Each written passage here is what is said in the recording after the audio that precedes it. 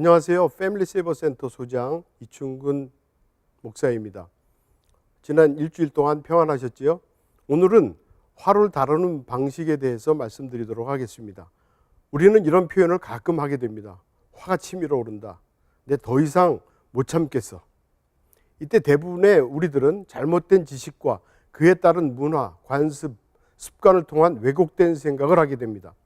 화를 내면 안 되지. 이것은 나쁜 것이니 되도록 감춰야지, 숨겨야지, 다른 사람들이 나를 어떻게 평가할까 등등의 화에 대한 부정적인 개념을 갖게 되었다는 것입니다. 하지만 여기서 중요한 것은 화라는 것은 원래 긍정적인 감정도 부정적인 감정도 아니라는 것이죠.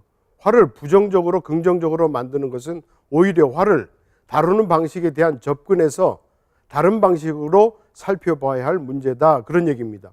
왜냐하면 그 화를 동기로 삼아 삶을 변화시킨다든지 역기능적인 체제를 바꿀 수도 변화시킬 수도 있다는 것이죠. 즉 오히려 화를 아주 긍정적인 감정으로 바꿔지게 할 수 있다는 것입니다. 하지만 화를 공격적이거나 수동 공격적인 방식, 안가품이나 헐뜯기 등으로 표현할 때는 오히려 부정적인 감정이 된다는 것입니다. 결국 화를 어떻게 우리들이 처리하느냐, 다루는 방식에 있어서 다음과 같은 방법은 화가 부정적인 감정으로 바꿔서 당사자들에게 많은 문제를 야기시키게 됩니다. 이런 상황이 누적될 때 또 다른 상황의 문제를 일으키게 되는 경우가 대다수인 것입니다. 그러면 화가 발생했을 때, 생겼을 때 그 화를 어떻게 다뤄오셨는가를 살펴보겠습니다. 다음과 같은 경우들은 화를 잘못 다루는 경우입니다. 그 결과는 삶의 어려움으로 다가올 수 있죠. 다음의 설명들을 통해 어떻게 대처해 오셨는가를 점검해 보시기 바랍니다. 첫 번째, 엉뚱한 곳의 화를 엉뚱한 곳에서 풀어서 다루는 경우입니다.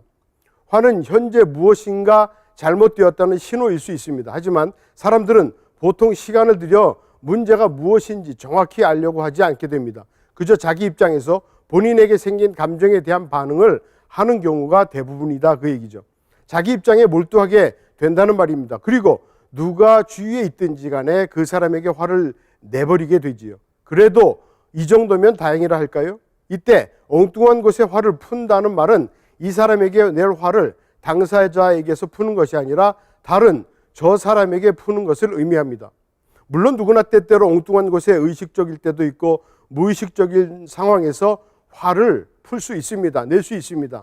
예를 들면 회사 출근 시간을 지키지 못했습니다. 지각 때문에 상사한테 호통을 받습니다. 이때 생긴 화를 동료들에게 또는 부하 직원에게 쏘아 붙일 수도 있습니다. 또는 씀씀이가 해프다고 남편한테 야단을 맞습니다. 이때 전화를 계속하는 딸을 보고 그 딸에게 화를 냅니다. 우리는 이런 식으로 화를 엉뚱한 곳에 푸는 경향을 갖고 있다는 것입니다. 동대문에서 뺨 맞고 한강에서 푼다는 말이 바로 이런 말이겠죠. 이런 의미겠죠. 이렇게 엉뚱한 곳에 푸는 것은 우리 삶에 여러 가지 불이익이 발생하게 됩니다. 이런 상황이 지속된다면 당연히 관계에 어려움을 겪게 됩니다. 관계가 깨지게 되겠죠. 그 다음에는 화를 억누르게 됩니다. 상대를 향해서 내야 할 화를 자신에게 돌리는 것도 건강치 않게 화를 다루는 일이다, 그런 의미죠. 누군가 당신을 비판하거나 잘못된 비난을 한다고 해봅시다. 시청자 여러분, 어떻게 대처하시겠습니까? 상대가 하는 말을 가만히 수긍하고 그 때문에 기분이 나빠지는가, 아니면 화가 나서 상대의 비판을 인정하지 못하겠다고 따져서 말하시겠습니까?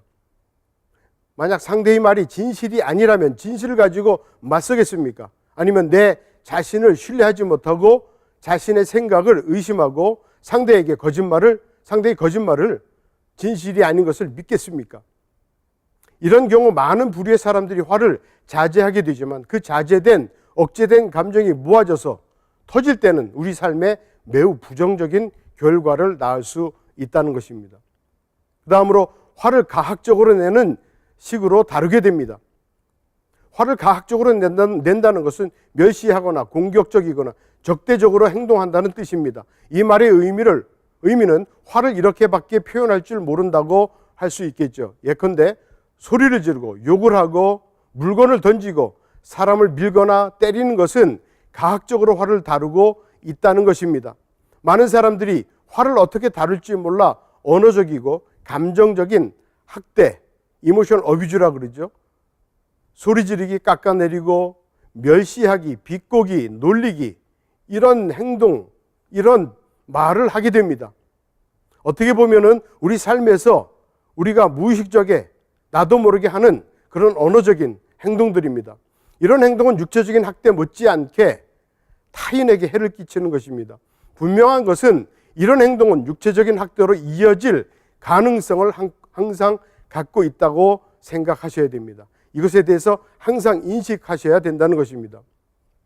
화를 붙들고 놓지 않는 방법으로 다루게도 됩니다. 화가 났다는 어떤 사실에 대해 상대에게 이해가 가능하도록 전달하는 사람을 감정에 대해 건강한 사람이다, 이렇게 얘기합니다. 같은 맥락에서 화를 붙들지 않고 내려놓고 용서할 줄 아는 것 역시 감정이 건강하다는 표시입니다. 이런 맥락에서 화는 내 안에 가둬두면 안 된다는 것이죠. 일단 문제가 드러나 해결되고 나면 털어버리는 일시적인 감정으로 다루실 수 있어야 된다는 것입니다. 하지만 안타깝게도 많은 사람들이 화를 붙들고 있으면서 상대를 향해 분노와 증오심을 키워나갑니다. 또는 상대가 자기를 먼저 건드렸다는 이유로 계속해서 벼르게 되고 상황에 따라 심한 벌을 주려고 노리게 됩니다. 그 다음에는 화를 이용해 내 안에 다른 감정을 회피하는 식으로 다루게 됩니다. 화는 무엇인가 문제가 있다는 신호라고 설명드렸지만 한편 두려움이나 불안함, 외로움, 슬픔, 죄책감과 같은 이런 감정들을 대면하지 못하고 회피하려고 화를 내기도 합니다. 깨진 관계를 놓고 슬픔과 비애를 느끼는 대신 자기를 버린 사람에 대해 화를 품게 되는 경우가 바로 그런 맥락에서 일어나는 일입니다. 많은 사람들이 수치심을 느끼는 것에 대한 두려움 때문에 그것을 숨기려고 화를 내는 경우가 많다는 것입니다. 이런 경우 거친 행동을 하게 되는 사람도 있게 되지요. 행동을 거칠게 하면 자신의 두려움을 인정하지 않아도 되고 남의 눈에 연약한 존재로 비춰지지 않아도 되기 때문입니다. 그 거친 행동으로 인해 우리의 삶에 은혜가 없고 우리 삶이 황폐화될 수 있다는 것도 생각하셔야죠. 화를 이용해서 상대와 멀어지는 식으로 다룰 수도 있습니다. 어떤 사람은 상대와 멀어지기 위해 화를 내거나 싸움을 시작하게 됩니다. 여러분과 관계를 맺고 있는 형제 자매 중에 불편함을 느끼게 될 수 있습니다. 이때 나는 상대에게 신경질을 내거나 또는 싸우거나 화를 내게 됩니다. 그렇게 하면 상대를 떠나기가 떳떳해지기 때문입니다. 나중에 상대에게서 전화가 오면 상황이 좋지 않으니 며칠 동안은 만나지 않는 게 좋다고 말하게 됩니다. 하지만 당신이 줄곧 원하는 것은 사실상 거리를 두기 위함이었다는 것입니다. 마지막으로 병적인 분노에 갇히게 됩니다. 때로는 누구나 병적인 방법으로 화를 처리하지만 이런 분노 성향이 아예 갇히게 되면 또 다른 문제를 야기시키게 되고 그런 패런에 빠져들게 됩니다. 병적인 분노에 갇힌 사람은 상황에 맞게 적응하는 능력이 상실됩니다. 예를 들어서 애딕션 되는 거죠. 거기에 심취하게 빠지는 겁니다. 심지어는 자신의 반응 방식이 부정적인 결과를 가져오더라도 경직성 때문에 계속해서 똑같은 방식으로만 반응하게 된다는 것입니다. 하지만 병적인 분노를 풀어낼 때 육체적으로 생존력이 함량될 뿐 아니라 주변 사람들과 조화를 이루며 사는 능력까지 향상될 수 있습니다.